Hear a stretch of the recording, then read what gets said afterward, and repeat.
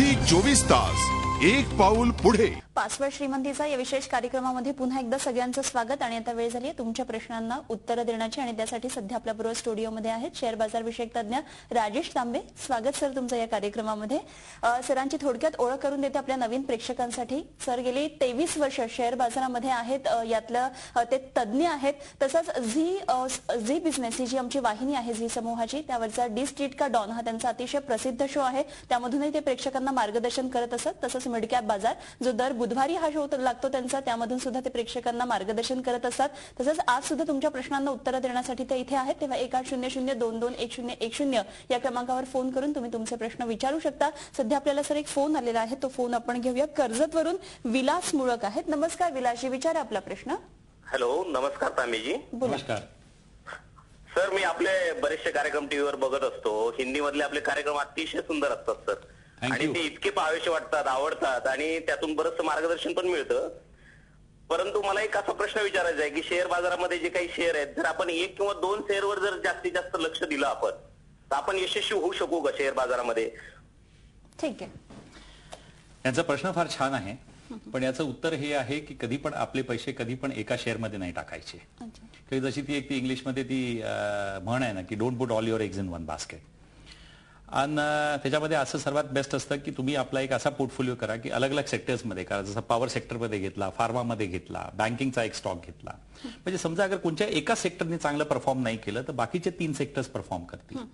तर त्याच्याने काय होईल की तुम्हाला लॉस नाही होणार. आणि एका सेक्टरमध्ये केलं आणि समजा न्यूज आली की chairman of that particular company dies in air crash, तर तो टंबल होईल ना, मार्केट बूम मध्ये, पण तो स्टॉक क्रॅश होईल. तर बेटर हे असतं की don't put all your eggs in one basket. Answer is very simple की 2-3 कंपनीज मध्ये घ्या, 2-3 सेक्टर्स मध्ये घ्या. जे इमर्जिंग जसे सेक्टर्स आहे, पॉवर सेक्टर खूप छान आहे, फार्मा आहे, बँकिंग आहे, तो ऑलवेज स्प्रेड करा आपला पोर्टफोलिओ, एकामध्ये नाही. ओके, आपल्याला सर आणखी एक फोन येतोय. कल्याणवरून सुभाष आहेत. नमस्कार सुभाष, विचारा आपला प्रश्न. नमस्कार सर. बोला. नमस्कार. मी सर आपले हिंदी सुद्धा कार्यक्रम पाहतो आणि मला खूप आवडतात. आपल्या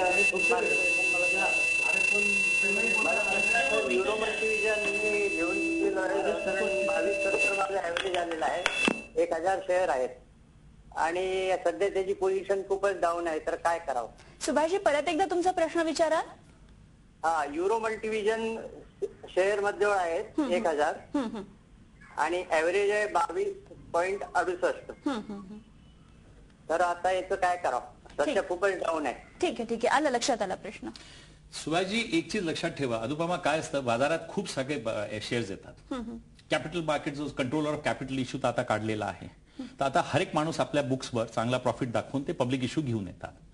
पब्लिक इश्यू घेऊन येतात म्हणून याचा अर्थ हे नाही की हिंदुस्थानात माणसांनी लाईन लावायची तिथे ऍप्लिकेशन फॉर्मसाठी. सगळ्याच कंपनीज काय इन्फोसिस, सगळ्याच कंपनीज काय TCS आणि सगळ्याच कंपनीज काय एशियन पेंट्स होत नाही. आणि सगळी बँक काय स्टेट बँक ऑफ इंडिया नसते. पब्लिक सेक्टर्स मध्ये बघा ना, अगर profitable state bank of India आहे तर बँक ऑफ महाराष्ट्र आहे का तशीच? Are they on the same platform? बिलकुल नाही.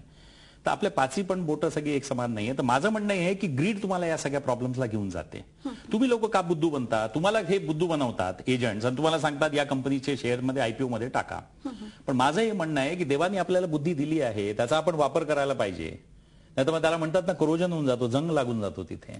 पण तुम्ही आपलं कॅपिटल इरोड करता, त्याच्यामध्ये मग आता ती कुल्हाडी तुम्ही आपल्या पायावर मारली, मग त्याच्यासाठी रिस्पॉन्सिबल कोण? यांनी जो हा शेअर सांगितला आहे युरो मल्टीवाला, याच्यामध्ये काहीही स्कोप नाही. हा राईट ऑफ करून टाकायचा. सर्वात पहिली गोष्ट, हा प्रोग्राम बघा, अजून याला एक मॉडेल बनवा. Come back to us. तुमच्याकडे टोल फ्री नंबर आहे, कॉन्टॅक्ट नंबर्स आहे, विचारा, तुम्हाला फ्रीमध्ये ऍडवाइस मिळते. खरंय. आपल्यावर आणखी एक प्रेक्षक आहेत, मुंबईतूनच आहेत, भांडूपवरून शंकर. नमस्कार शंकर, विचारा आपला प्रश्न. राजेश साहेब नमस्कार. नमस्कार. मी ससा गव्हा घेतलेला आहे, शंकर गड्डे बोलतोय भांडूपवरून. ससा गव्हात जे 600 शेअर घेतलेले ते 327 रुपये 327 रुपये शेअर 600 शेअर ससा गव्हा. सेसा गोवा, ओके. और जेपी असोसिएट 2700 शेयर लिया है 130 से. ओके. और NHPC का लिया है 1000 शेयर 32 रुपए से. ओके. हाँ, तो क्या करूँ, कुछ बढ़ेगा क्या नहीं? और भी छोटा मोटा बहुत लिया है, लेकिन वो अभी बात नहीं कर सकता. 6-7 लाख का लटका यार. अच्छा, ठीक आहे. शंकर यांच्या प्रश्नाचं सुद्धा सर आपण उत्तर देऊया. मात्र इथे वेळ झाली एका छोट्याशा ब्रेकची. या ब्रेक नंतर याचं उत्तर बघूया. घेऊया एक छोटासा ब्रेक. ब्रेकवर जाण्यापूर्वी आपल्याला शंकर यांनी एक सर प्रश्न विचारला होता, त्यांचं उत्तर आपण देऊया. शंकर, सेसा गोवा सर्वात उत्तम company from the Vedanta group. Anil Agarwal आजकाल सर्वात वरती, त्यांची ज्याला म्हणतात पतंग आसमानवरती सर्वात हाईटवर आहे. डिसिजन्स त्यांचे खूप छान आहे. बेस्ट कंपनी आयरन ओर मध्ये. जेपी असोसिएट्स अगेन फार छान कंपनी. ईपीसी कॉन्ट्रॅक्ट्स सगळे त्यांचे कन्स्ट्रक्शनची बेस्ट कंपनी. एनएचपीसीचा शेअर थोडा खाली आहे, पब्लिक सेक्टर आहे. तिन्ही उत्तम कंपनीज आहे तुमच्याकडे. फक्त टाइम द्या, बरोबर वेळ आला मार्केट्सवरती गेले की हे तिन्ही शेअर्स तुम्हाला प्रॉफिट देऊन जाणार. फंडामेंटल सगळे छान आहे. कोणाच्याही सांगण्याने हे तिन्ही शेअर्स विकले तर तुम्ही मूर्ख ठराल. ठीक आहे, आपण पुढच्या प्रश्नाकडे जाऊया. आपल्या बरोबर सध्या इंदापूरवरून आहेत एक प्रेक्षक रामदास आहेत. नमस्कार रामदास, विचार आपला प्रश्न.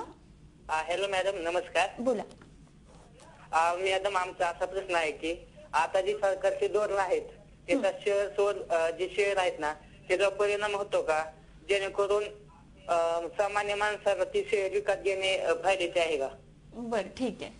काय म्हणणं आहे त्यांचं असं म्हणणं आहे की जे सरकारची हल्लीची जी धोरणं आहेत तर त्याचा शेअर बाजारावर काही परिणाम होतो का सामान्य माणसाला, जेणेकरून शेअर बाजारामध्ये उतरणं कितपत योग्य आहे नाही, अशा टाईपमध्ये त्यांचा हा प्रश्न होता. नाही, शेअर बाजारामध्ये असं काही नाहीये. जे माणसांची ही एक जो हा परसेप्शन आहे की हा एक सट्टा बाजार आहे, तुम्ही सट्टा खेळाल तर तो सट्टा बाजार आहे. पण अगर तुम्ही इन्व्हेस्टमेंट त्याला अगर कराल छान तर फारच छान आहे. मी तुम्हाला फार एक्झाम्पल देतो. माझ्या सासूबाई पण पुण्याला असतात, रिटायर झाल्या. त्या शेअर्समध्ये किती वर्षापासून आहे. त्यांनी एशियन पेंट्स घेऊन ठेवलेला होता, 180 मध्ये होता. आज 3,500 भाव आहे. किती लोकांनी त्यांना म्हटलं की 180 वरून 250 रुपये झाला तर विका, पण त्या बिलकुल चट्टांसारख्या मजबूत होत्या की मला विकायचा नाही, त्याचा बोनस मला मिळतो, त्याचं मला डिव्हिडंड मिळतं. तर जे चांगले कंपनीज आहे, कोलगेट, नेस्ले, ब्रिटेनिया, रिलायन्स इंडस्ट्रीज, ज्या चांगल्या कंपनीज आहे. माझं असं म्हणणं आहे 7,000 कंपनीज म्हणून मी 50 कंपनीजला चांगला मानतो. या 50 कंपनीज आहे नटशेल मध्ये, त्या कधीही विकायच्या नाही. ही लिगसी पास ऑन करायची आपल्या नेक्स्ट जनरेशनला. खरे होल्ड करणं गरजेचं आहे. सध्या आपल्याला आणखी एक प्रेक्षक आहेत अकोल्यावरून रणजित. नमस्कार रणजित, विचारा आपला प्रश्न. हॅलो तांबे साहेब. नमस्कार. नमस्कार, मी रणजित मुलगर बोलतो, आसेगाव बाजार अकोल्यावरून. बोला. माझा प्रश्न आहे की समजा एका वर्षात 10 नवीन कंपन्यांनी आयपीओ आणला, त्यानंतर सर्वसामान्य व्यक्तीसाठी हे कशावरून ट्रॅक करावं, कशावरून त्यांना हे माहिती होईल की या कंपनीचा परफॉर्मन्स चांगला आहे आणि भविष्यात या कंपनीचं भविष्य चांगलं राहील. ठीक आहे, थोडक्यात एखादा आयपीओ लॉन्च होत असेल तर ते कशावरून ठरवायचं की कंपनी चांगली आहे किंवा नाही? हे बघा, याच्यामध्ये तर तुम्हाला फक्त ज्याला म्हणतात ना तुम्हाला सर्व्हिसेस अवेल करावे लागतील. तर जसं आता आपण हा कार्यक्रम करतो, या कार्यक्रममध्ये जसा माझा झी बिझनेसमध्ये डी स्ट्रीटचा डॉन आहे, मिड कॅप बाजार आहे, तर त्याच्यामध्ये सगळे आपण हे होतं. त्याच्यामध्ये प्रश्न यांनी विचारायला पाहिजे. आणि त्याच्यामध्ये तुम्ही जसं मी म्हणता तुम्हाला इन्व्हेस्टमेंट करायची आहे तर सेकंडरी मार्केटमधून चांगले शेअर्स घ्या ना. ते नवीन आयपीओ मध्येच कशाला टाकायचे. टाटा स्टीलचा पण शेअर तुम्ही घेऊ शकता. तर कोणी सांगितलं तुम्हाला की तो नवीन शेअर, पण जे चांगले शेअर्स आहे आणि त्याचं डिस्कशन होतच झीच्या बाकीच्या प्रोग्राम्समध्ये पण, आणि या प्रोग्राममध्ये पण या माध्यमाच्या थ्रू, टेलिफोनच्या थ्रू आम्हाला विचारू शकता. तर इन्व्हेस्टमेंट नवीन आयपीओज मध्ये करण्याच्या पहिले विचारून घ्या, बिकॉज तुम्हाला आपल्या मनीला सर्वात पहिले प्रोटेक्ट करायचं आहे. कॅपिटल द फर्स्ट कॉन्सेप्ट आहे. पहिला रूल, कॅपिटलला प्रोटेक्ट करा. खरे आपले जे सोर्सेस आहेत त्याच्यातून माहिती घेतली पाहिजे. कार्यक्रमाच्या अगदी शेवटी आता आपण आलेलो आहोत. टिप्स काय या आठवड्याच्या तुम्ही द्याल? पॉवर सेक्टरमध्ये मी म्हणेल की आपल्याकडे India is a power hungry country, आणि ग्रोथ आपली विदाऊट पॉवर होऊ नाही शकत. आता आपण इथे बसलोय, एवढी टिमटिम लाईट्स आहे, पॉवर आहे म्हणूनच आपण हा प्रोग्राम करू शकतोय, लोक आपल्याला बघू शकतात. तर पॉवर सेक्टरमध्ये जिंदालची एक कंपनी आहे JSW एनर्जी, ज्यांच्याकडे त्यांचा आयपीओ आला होता. ज्यांनी पण त्या शेअर्स ठेवलेले आहेत त्याला बिलकुल विकायचं नाही, आणि येणाऱ्या टाइममध्ये खूप छान याचं अप्रिसिएशन मिळेल. आणि दुसरी एक पब्लिक सेक्टर कंपनी आहे ज्याला म्हणतो आपण PTC, power trading corporation, trading करते पॉवरमध्ये. तर जेवढी नवीन प्रोजेक्ट्स येतील, जेवढी तुम्ही पॉवरला तुम्ही इव्हॅक्युएट करता पॉवर प्लांट मधून, तेवढी त्याची ट्रेडिंग वाढते. Zero debt public sector company आहे. आता खूप छान प्राइस मध्ये मिळतोय, तो पण ठेवायचा. येणाऱ्या 2 वर्षामध्ये, मी 2013 एंड पर्यंतची गोष्ट करतो, जेव्हा cycle of the economy change करेल, छान प्रॉफिट मिळेल लोकांना. ओके, म्हणजे तुम्ही PTC आणि JSW एनर्जी यावेळी रेकमेंड कराल tips. Thank you so much sir, एवढ्या छान टिप्स दिल्या आणि सगळ्या प्रेक्षकांच्या प्रश्नांना उत्तरं दिली. आणि यानंतर या विशेष कार्यक्रमामध्ये आपण इथेच थांबतोय. पाहत रहा झी 24 तास, एक पाऊल पुढे. झी 24 तास, एक पाऊल पुढे.